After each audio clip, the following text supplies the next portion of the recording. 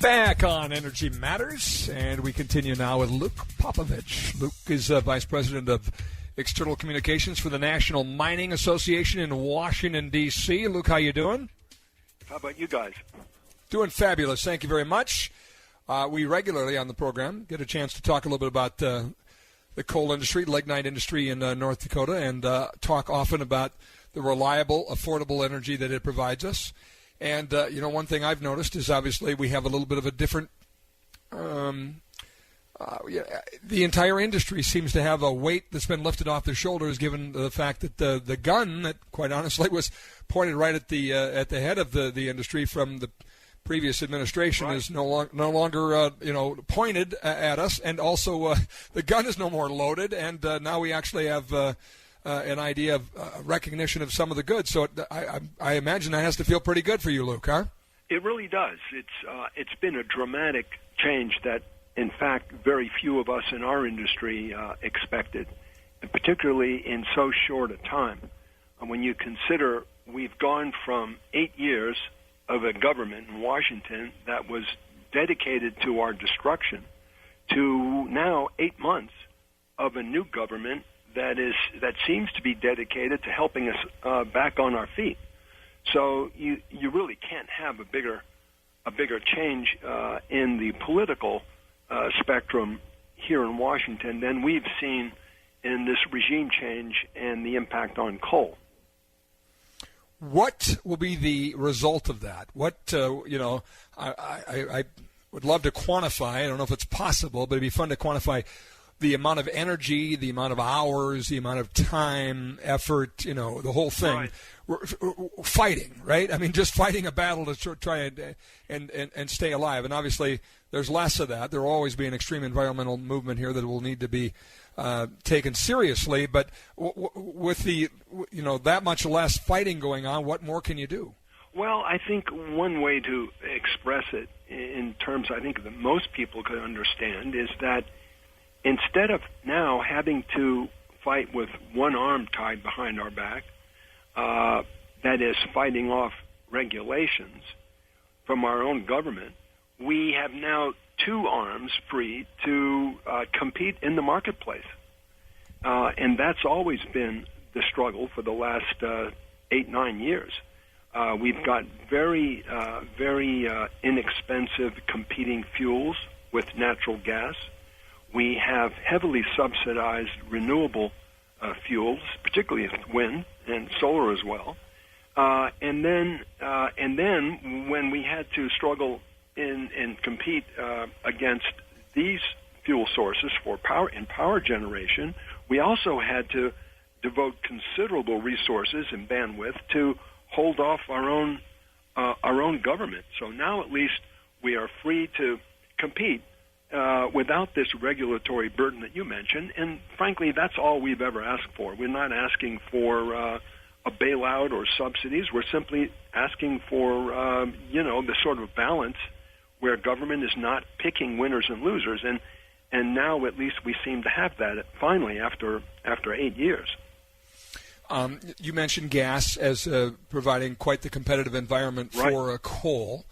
Do you see that just being the new normal now? I mean, given your gas prices where they are and the market share that's cut into for coal, is that just it is what it is now, or do you see that changing in the future? What's your take on on gas as a competitor going forward? Well, I think most analysts would say it is the new normal. I mean, certainly there is nothing on the horizon that I think anyone sees that would drastically or significantly change the competitive picture for power generation.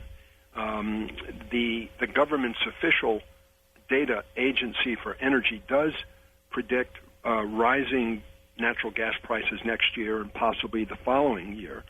But still, that's off a very low base.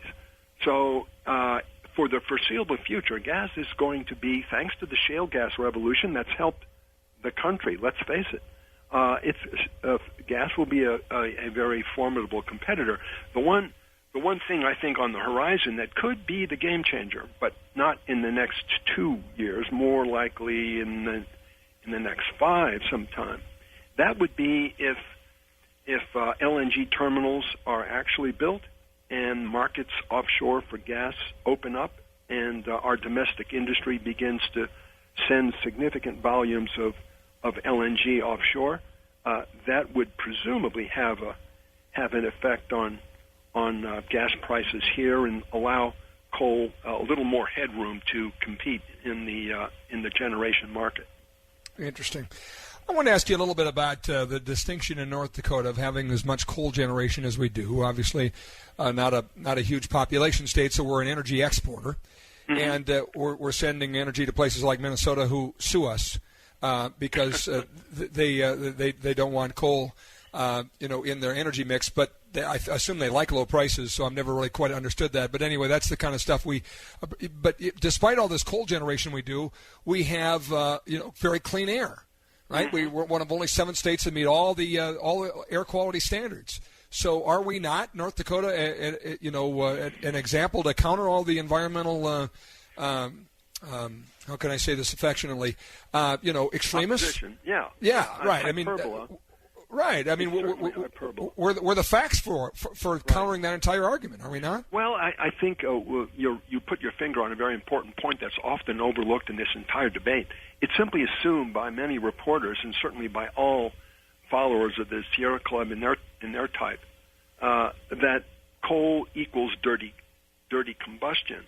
But if you look even at EPA's own website that track the progress that coal has made in reducing regulated pollutants, it's really quite dramatic. If you look at the regulated pollutants like sulfur dioxide, nitrogen oxide, particulate matter, those now have been cut by about 90% from the 1970 level to from the plant, thanks to a plant that could be built today using the advanced coal technologies, which we sometimes call the high efficiency, low emissions technologies that exist.